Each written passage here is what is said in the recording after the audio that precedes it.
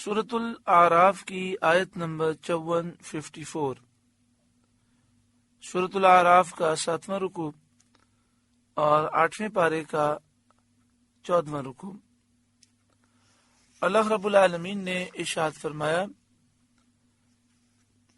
ان ربکم اللہ الذی خلق السماوات والارض فی 6 ایام،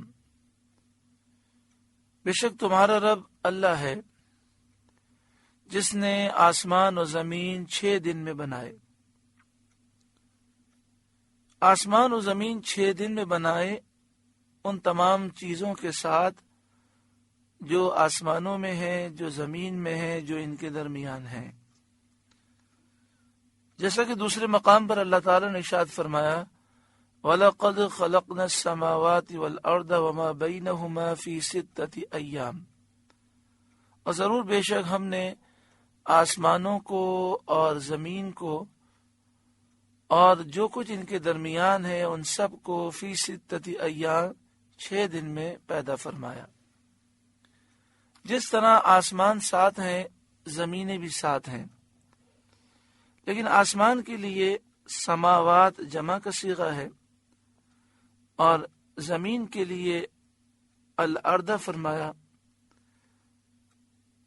اس کی حکمت یہ ہے کہ آسمان جو 7 ہیں، یہ ایک آسمان اور دوسرے آسمان کے درمیان فاصلہ ہے،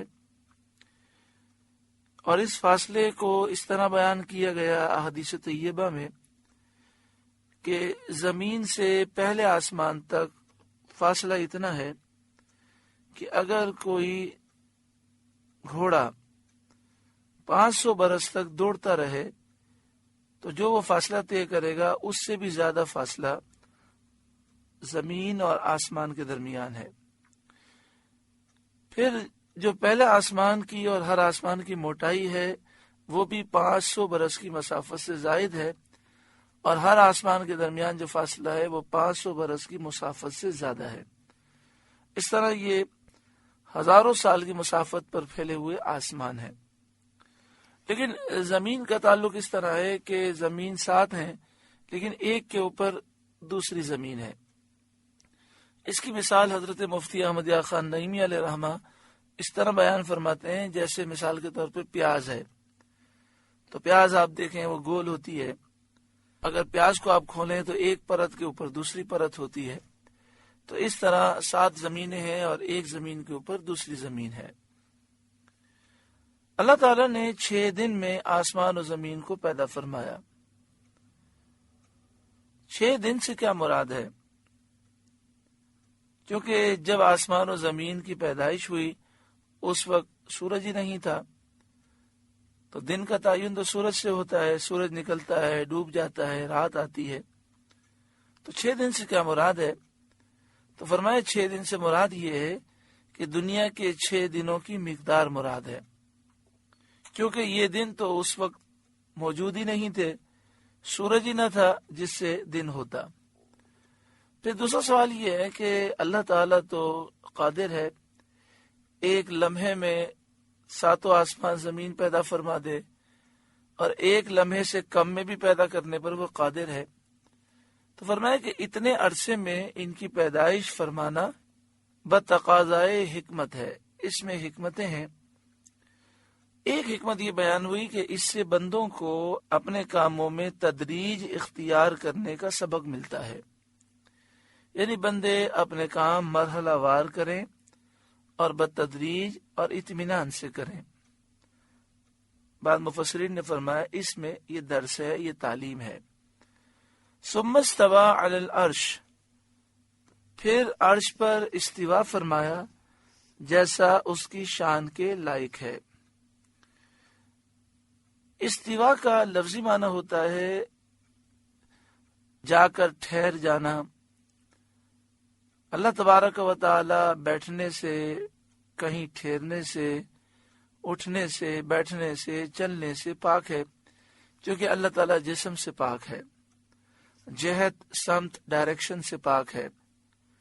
تو پھر یہاں کیا معنی ہے؟ تو چونکہ جب اس کے معنی ہمیں معلوم نہیں ہے تو اعلیٰ حضرت امام اہل سنت نے اس کے ترجمے میں استوا کا ترجمہ ہی نہیں فرمایا۔ ثم استوى علی العرش، پھر عرش پر استوا فرمایا۔ اور آگے اعلی حضرت امام اہل سنت نے ترجمے میں یہ لکھا جیسا اس کی شان کے لائق ہے۔ جو اس کی شان کے لائق ہے وہ یہاں معنی مراد ہے۔ یہ استوا متشابہات میں سے ہے۔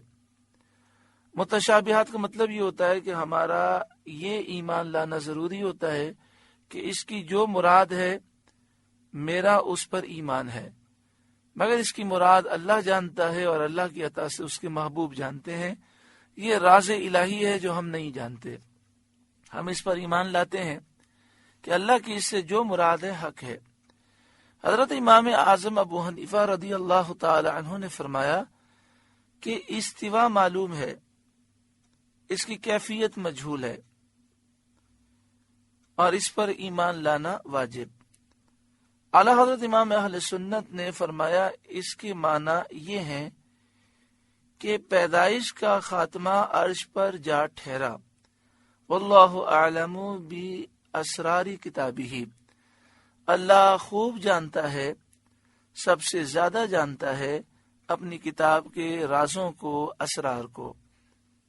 یعنی اعلی حضرت امام اہل سنت فرماتے ہیں کہ زمین کی پیدائش ہوئی یا آسمان کی پیدائش ہوئی، ان کے درمیان ساری چیزوں کی پیدائش ہوئی، اور یہ پیدائش کا سلسلہ عرش پر جا ٹھہرا۔ پیدائش کا جو سلسلہ تھا اس کا اختتام عرش پر ہوا۔ یہ ایک اس کی تعویل ہے۔ یغشی اللیل النہار یطلبہ حثیثا، رات دن کو ایک دوسرے سے ڈھانکتا ہے کہ جلد اس کے پیچھے لگا آتا ہے۔ یعنی اللہ تبارک و تعالی نے نظام ایسا بنایا کہ رات دن پر چھا جاتی ہے، پھر دن آ جاتا ہے، اور یہ ایک دوسرے کے پیچھے آ رہے ہیں۔ یعنی بتدریج دن آ رہا ہے، بتدریج رات جا رہی ہے، بتدریج رات آ رہی ہے، آہستہ آہستہ دن جا رہا ہے۔ جیسے آپ دیکھیں جب صبح ہوتی ہے تو اندھیرا آہستہ آہستہ جاتا ہے اور روشنی آتی ہے، پھر جب رات ہوتی ہے سورج ڈوب جاتا ہے تو آہستہ آہستہ اندھیرا آتا ہے اور روشنی جاتی ہے۔ والشمس والقمر والنجوم،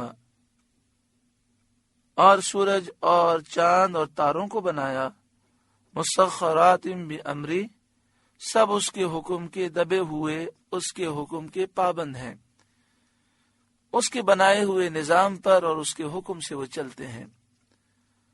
الا لہ الخلق والامر، سن لو اسی کے ہاتھ ہے پیدا کرنا اور حکم دینا۔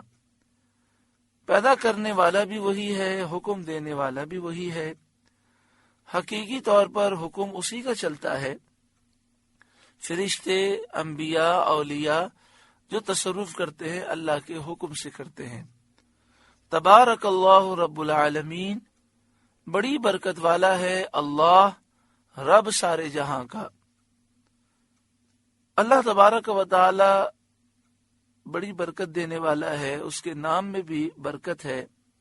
لفظ اللہ اللہ اللہ، اس کا ذکر کیا جائے تو دل کا میل دور ہو جاتا ہے۔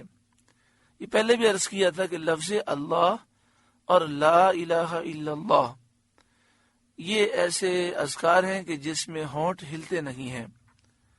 اگر آپ اس میں لاکھوں مرتبہ بھی پڑھ لیں، برابر والے کو محسوس نہیں ہوگا کہ آپ اللہ کا ذکر کر رہے ہیں۔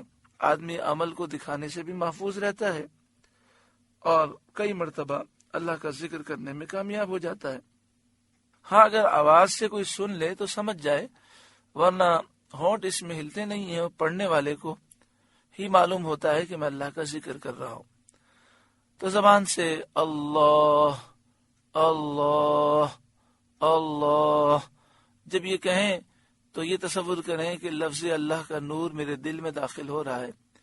اس لفظ میں ایسی برکت ہے کہ ساری بیماریاں بھی دور ہوتی ہیں اور دل کا زنگ بھی دور ہوتا ہے۔ ادعوا ربکم تضرعا وخفیہ، اپنے رب سے دعا کرو گڑ گڑاتے اور آہستہ۔ تضرعا عجزی انکساری کے ساتھ گڑ گڑا کر، اب تضرع کی تشریح ہم کیا کریں؟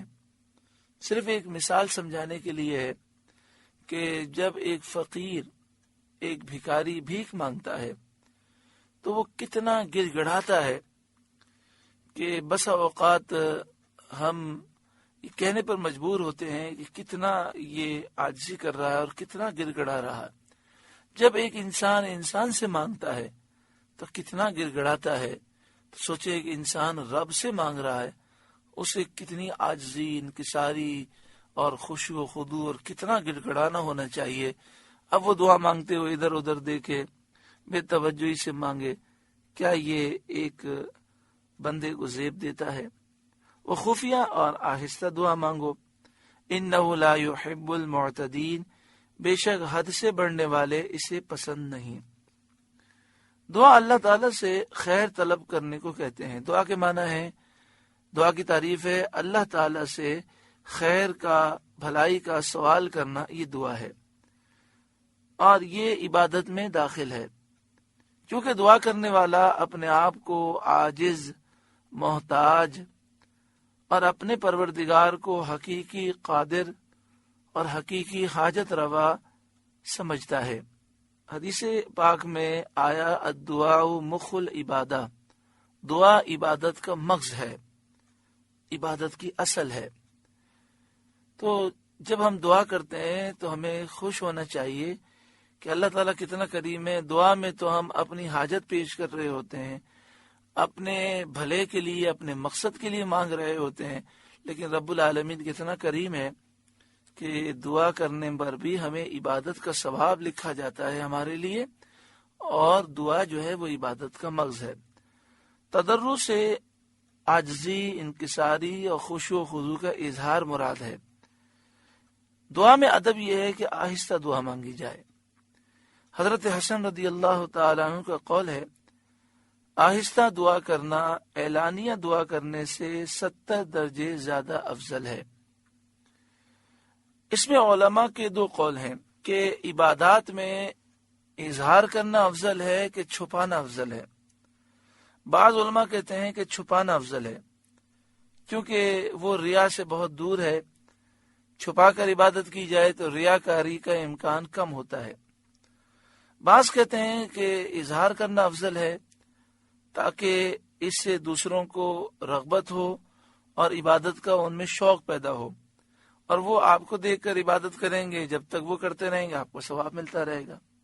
حضرت امام ترمذی علیہ رحمہ نے فرمایا، اگر آدمی اپنے نفس پر ریاکاری، دکھلاوے کا اندیشہ رکھتا ہو تو اس کے لیے چھپا کر عبادت کرنا افضل ہے، اور اگر دل صاف ہو اور ریاکاری کا اندیشہ نہ ہو تو عبادت کا اظہار کرنا افضل ہے۔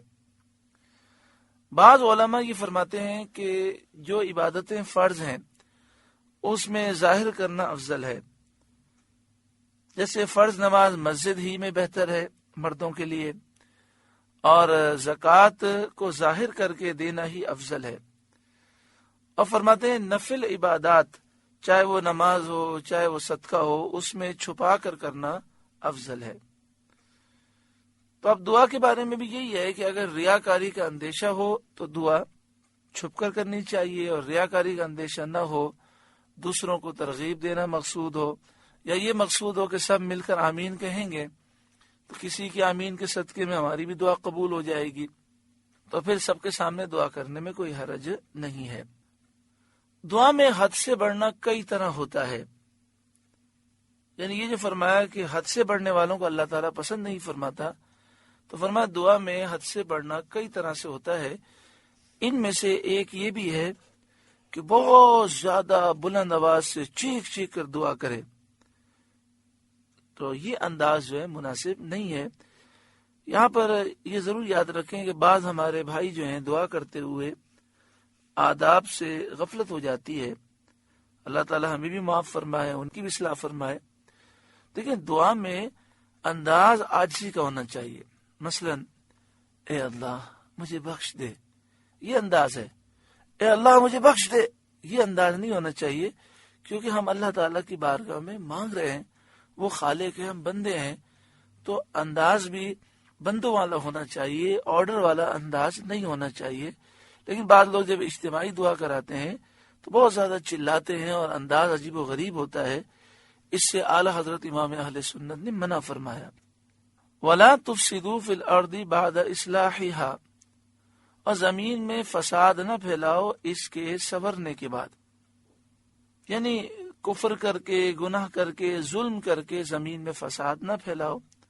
بعد اصلاحها، اس کی اصلاح کے بعد، جب انبیاء تشریف لا چکے، حق کی دعوت وہ فرما چکے، احکام بیان کر چکے، انصاف قائم فرما چکے، اب اس کے بعد تم کفر، گناہ اور ظلم کو مت عام کرو۔ وَادْعُوهُ خَوْفًا وَطَمَعًا، اور اس سے دعا کرو ڈرتے ہوئے اور امید کرتے ہوئے، یعنی جب اس سے دعا کرو تو تمہارے دل میں اللہ کا خوف بھی ہو اور اللہ کی رحمت کی امید بھی ہو۔ ان رحمت اللہ قریب من المحسنین، بے شک اللہ کی رحمت نیکوں سے قریب ہے۔ وَهُوَ الَّذِي يُرْسِلُ الرِّيَاحَ بُشْرًا بَيْنَ يَدَيْ رَحْمَتِهِ، اور وہی ہے کہ ہوائیں بھیجتا ہے اس کی رحمت کے آگے مژدہ سناتی۔ یہاں رحمت سے مراد بارش ہے، تو بارش کے آنے سے پہلے اللہ تعالی ہوائیں بھیجتا ہے جو بارش کی خوشخبری سناتی ہیں۔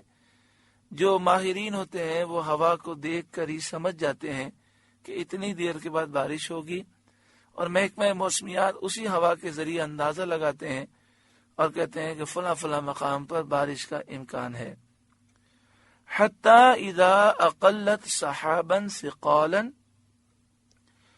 یہاں تک کہ جب اٹھا لائیں بھاری بادل، جب وہ ہوائیں بھاری بادل اٹھا کر لاتی ہیں، سقناہ لبلد میت، ہم نے اسے کسی مردہ شہر کی طرف چلایا، جہاں بارش نہ ہوئی تھی، سبزہ نہ جمع تھا، ویران شہر تھا۔